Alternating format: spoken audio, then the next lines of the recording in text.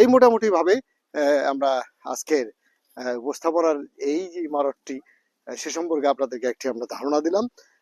যে সময়ে এই কার্যক্রমগুলো হয়েছিল সেখানে আমরা লক্ষ্য করছি যে এই ধরনের অলংকৃত এবং বেশ ব্যয়সাধ্য যে ইমারতগুলি ছিল সেগুলি কিন্তু আমাদের ঐতিহ্য।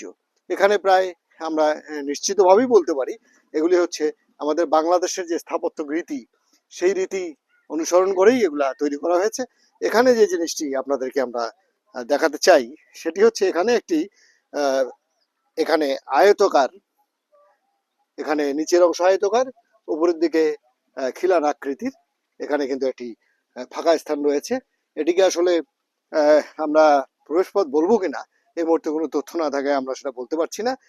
আপনারা দেখছেন যে এখানে দুদিকে একই রকম একটি ত্রিভুজ আকৃতির নকশা রয়েছে, এখানেও একটি রয়েছে, মাঝখানে আয়তকার এবং অল্প গভীর। এই হচ্ছে এখানকার অলঙ্করণ শৈলী।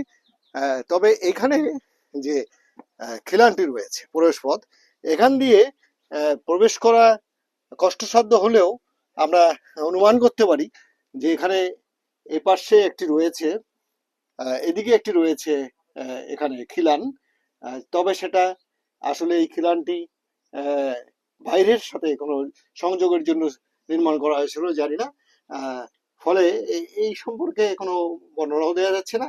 তবে এখানে একটি কুলুঙ্গি রয়েছে, এই কুলুঙ্গিতে এটা বলা যায় যে এখানে আলোক প্রজ্বলনের জন্য কোনো ব্যবস্থা ছিল এবং উপরে যে গম্বুজের যে অংশটুকু আমরা ভেতরে প্রবেশ করতে পারছি না, তবে আমরা অন্যভাবে ক্যামেরায় ধারণ করবার চেষ্টা করছি। এটার গম্বুজের যে আকৃতি, তার ভেতরে যে শূন্য স্থান থাকে সেটি ছাদ হিসাবে এখানে ব্যবহার করা হয়েছে।